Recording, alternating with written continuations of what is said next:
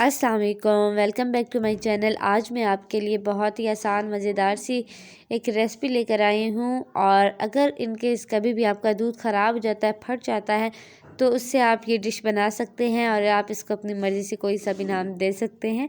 यहाँ पर जी बेसिकली ये थोड़ा सा हलवे को टच देती है, ड्राई हलवे को। और इसमें आप ड्राई फ्रूट्स भी ऐड कर सकते हैं। तो चलें इसको बनाना स्टार्ट करते हैं। यहाँ पर जी तकरीबन ये हमारा 1 किलो दूध था जो कि फट गया है। और यहाँ पर अब फ्लेम को आपने ऑफ़ कर देना है जब आपका दूध इस तरह से फट जाए।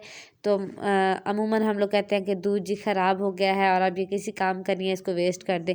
तो ऐसा बिल्कुल नहीं करना, बल्कि आप इससे कोई ना कोई डिश बना सकते हैं। तो यहाँ पर जी आपने छान लेना है, सारा जो इसका पानी होगा उसको आपने वेस्ट कर देना है। और ये जो फटा हुआ दूध है, इससे हमने बनानी है डिश, तो आपने इसको सिक्योर कर लेना है। यहाँ पर ये जो फटा हुआ दूध है, इसको आपने एक किसी भी पैन में ट्रांसफ़र कर दें। लो टू मीडियम फ्लेम पे आपने तब तक इसको पकाना है जब तक कि ये ड्राई ना हो जाए, इसमें से जितना भी लिक्विड है पानी वगैरह। जब वो ड्राई हो जाए, आपको फ़ील हो, उसके बाद आपने इसमें शुगर ऐड कर देनी है 1 सेकंड कप या अपने टेस्ट के मुताबिक। शुगर को तब तक आपने अब यहाँ पे चम्मच हिलाना है और इसको पकाना है 2 से 3 मिनट, जब तक कि ये चीनी इसमें हल नहीं हो जाती।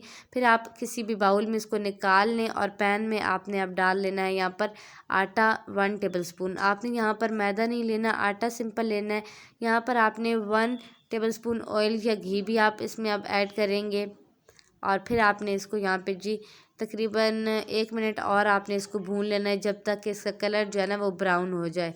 अब आपने जो पहले से मिक्सचर रेडी किया था उसको आपने इसमें ऐड कर देना है, जिसमें हमने चीनी और सिर्फ हमारे पास फटा हुआ दूध था। अब इसको आपने अच्छे से मिक्स करते रहना है 2 से 3 मिनट। उसके बाद आपने कोई से भी बादाम पिस्ते वगैरह ऐड कर दें इसमें।